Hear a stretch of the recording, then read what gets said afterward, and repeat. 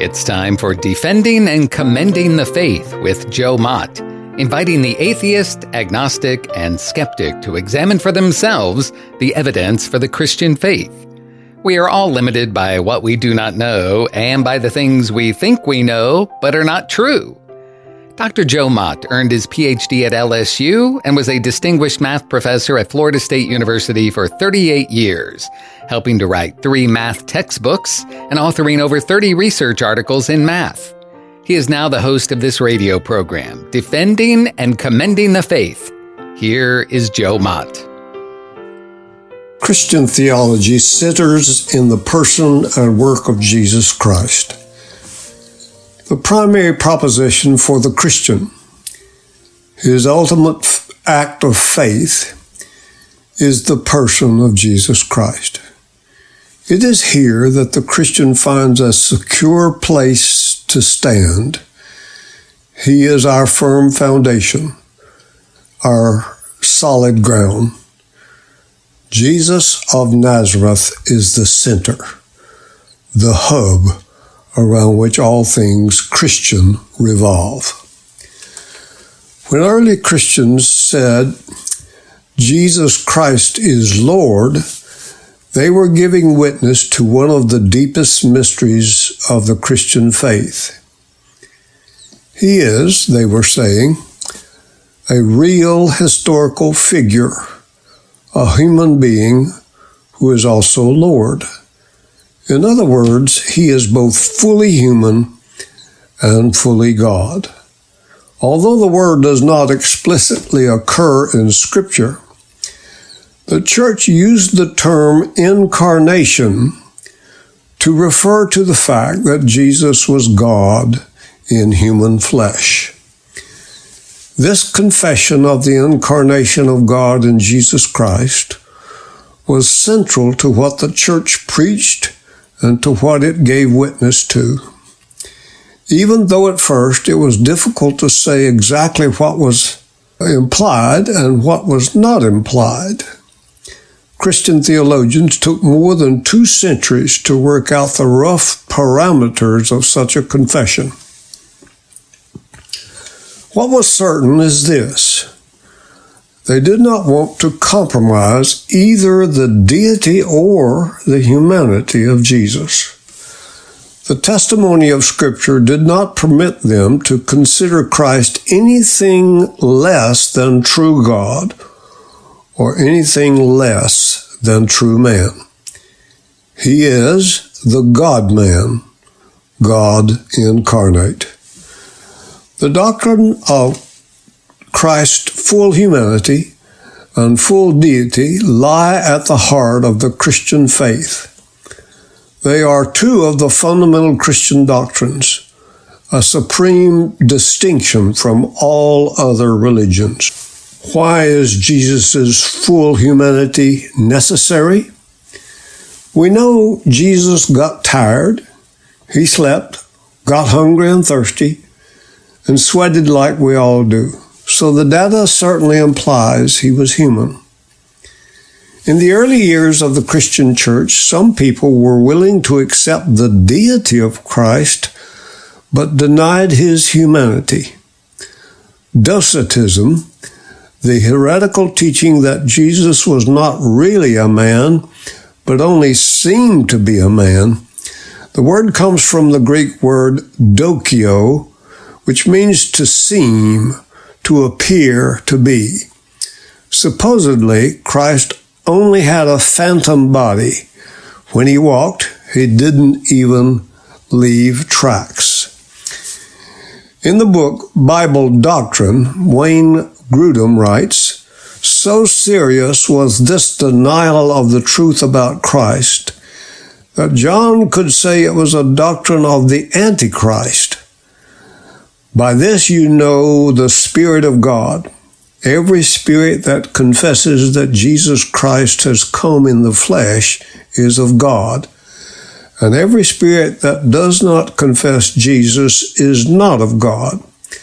This is the spirit of the Antichrist, of which you have heard that it is coming and now is already in the world." This is found in 1 John chapter 4, verses 2 through 3. The Apostle John understood that to deny Jesus' true humanity was to deny something at the very heart of Christianity, so that no one who denied that Jesus had come in the flesh was sent from God. I give two reasons among many why the humanity of Jesus is necessary. First, for representative obedience. In the Garden of Eden, Adam served as our representative, and through his disobedience, God held us guilty as well. In a similar way, Jesus was our representative and obeyed for us where Adam failed. We see this reflected in Paul's discussion of the parallels between Adam and Christ in Romans 5, verses 12 through 21, giving God's plan, the reign of grace through Christ. First, let's notice the two men, Adam and Christ, found in verses 14 and 15. Then the two acts, Adam and the one transgression, verses 12, 15, 17, 18, and 19. And Christ, one righteous act on the cross in verse 18. The two results, by Adam, condemnation, guilt, and death, verses 15, 16, 18, and 19. By Christ, justification, life, and kingship, verses 17, 18, and 19. The two differences in degree, verse 15, God's grace by Christ abounds beyond the sin of Adam. And in kind, verse 16, one sin by Adam, condemnation and reign of death, many sins on Christ, justification and reign in life for those accepting God's grace by Christ. Also, the two kings, sin and grace. Sin reigning through death, verses 14, 17, and 21, and grace reigning through life and righteousness, verses 17 and 21. The two abundances of grace and of the gift of righteousness, verse 17. Two contrasted states, condemned men, slaves of death by Adam, justified men reigning in life by Christ. Second reason why the humanity of Jesus is necessary, it is to be a substitute sacrifice. Without being fully human, Jesus could not have died in our place and paid the price for human sin. The book of Hebrews tells us, inasmuch then as the children have partaken of flesh and blood, Jesus himself likewise shared in the same, that through death he might destroy him who had the power of death, that is, the devil. Therefore, in all things, he had to be made like his brethren in every respect, so that he might become a merciful and faithful high priest in the service of God to make propitiation for the sins of the people.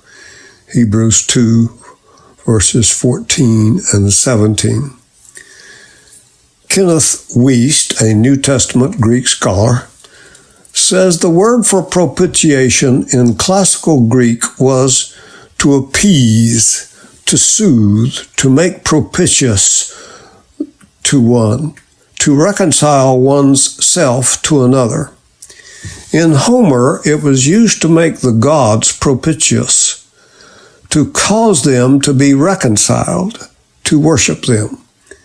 The act of appeasing a god indicates that goodwill was not conceived to be the original and natural condition of the gods, but something that must first be earned.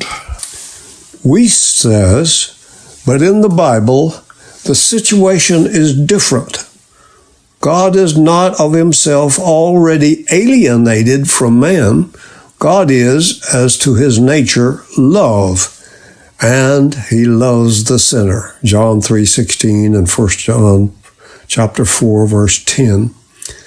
God's feelings with respect to the human race need not to be changed. Thus, in order that it would not be necessary for God to demand that the penalty be meted out upon guilty mankind, so that he might satisfy the demands of his broken law, and in order that he might lavish his mercy upon man on the basis of justice satisfied, he himself became the propitiation demanded by his holiness and justice. There is no thought here of him placating himself or of rendering himself conciliatory to himself or appeasing his own anger. That thought would be ridiculous. It is a purely legal operation. The judge takes upon himself the penalty of the one he has adjudged guilty, and thus he can show mercy. The judgment seat becomes a mercy seat.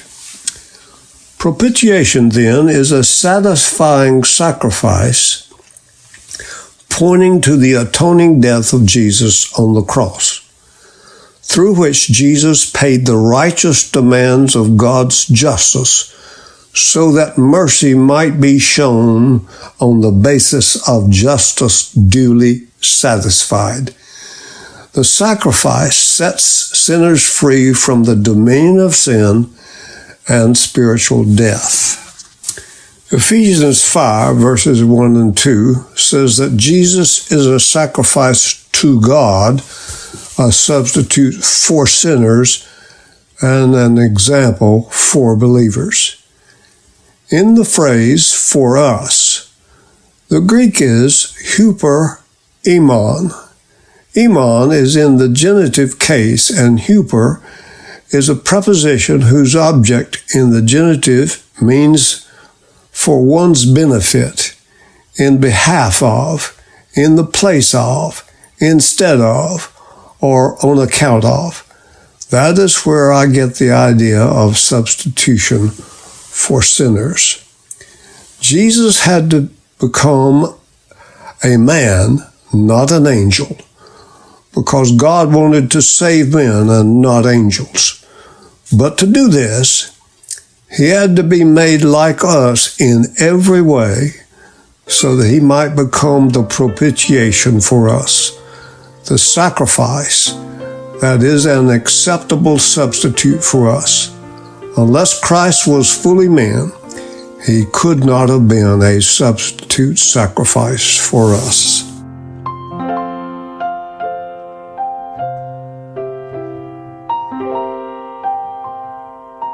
Thank you for listening to Defending and Commending the Faith with Joe Mott, a production of Wave 94 Radio in Tallahassee, Florida. If you have any questions or comments for Joe, please forward them to Doug Apple at Wave94 at this email address, dougapple@wave94.com. And be sure to join us every Monday evening at 6:45 p.m. on Wave 94 and subscribe through your favorite podcast app. Defending and Commending the Faith with Joe Mott.